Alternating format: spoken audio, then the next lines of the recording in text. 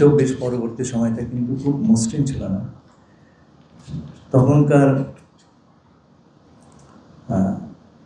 যিনি সরকারি দায়িত্বে ছিলেন প্রধান উপদেষ্টা মহোদয় আমাকে ডেকে পাঠালেন সরকারে কাজ করবার জন্য। এক পর্যায়ে তিনি আমাকে ন্যাশনাল সিকিউরিটি অ্যাডভাইজার হিসেবে ডেজিগনেট করলেন। তো আমাদের সামনে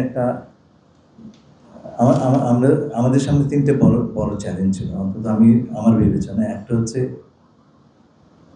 চিফ অ্যাডভাইজারের নিরাপত্তা নিশ্চিত করা, তার কিছু হলে এই পুরো বিষয়টি অন্যদিকে চলে যেতে পারত। দ্বিতীয় হচ্ছে সরকারের স্থিতিশীলতা রক্ষা করা, এবং 3 নম্বর বিষয়টি ছিল এই পুরো ট্রানজিশন এটা যাতে একটা ভালো নির্বাচনের মাধ্যমে সমাপ্ত হতে পারে। বেশ মসৃণভাবে এই নির্বাচন অনুষ্ঠিত হয়েছে এবং বিপুল সংখ্যাগরিষ্ঠতা নিয়ে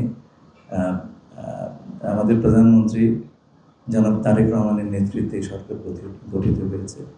কিছুকাল আগে আমাকে তুরস্কের পররাষ্ট্রমন্ত্রী বললেন, বাংলাদেশ একসময় আন্তর্জাতিক পরিমণ্ডল থেকে হারিয়ে যাচ্ছিল, সেই বাংলাদেশ ফিরে আসছে দেখে আমরা খুব আনন্দিত। যখন এই কথাগুলো আমরা শুনি তখন আসলে বুঝতে পারি যে আজকে যেটা আমাদের প্রধানমন্ত্রী মহোদয় জাদুঘর, জুলাই স্মৃতি জাদুঘর উদ্বোধনের সময় বলেছিলেন যে জুলাইয়ের যে আন্দোলন, তার একটা বড় বিষয় হচ্ছে যে আমরা বাংলাদেশকে একটা ক্লায়েন্ট স্টেট হিসাবে দেখতে চাই না। এবং তুরস্কের ফরেন মিনিস্টার যে কথাটি বললেন সেটা সেই একই কথার প্রতিধ্বনি। শুরু থেকে আমাদের সরকারের পররাষ্ট্রনীতির সবচেয়ে বড় দিকটা হচ্ছে বাংলাদেশ ফার্স্ট, বাংলাদেশ প্রথম। আমরা সেই ক্লায়েন্ট স্টেট সেই পর্যায়ে কখনোই ফেরত যাব না, নেভার অ্যাগেন। এবং এই কাজটার একটা বড় দায়িত্ব কিন্তু আমাদের।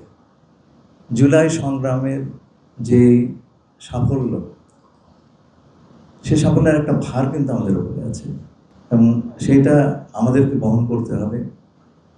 Because foreign ministry is at the forefront of actions to ensure that we never go back to the state of client state.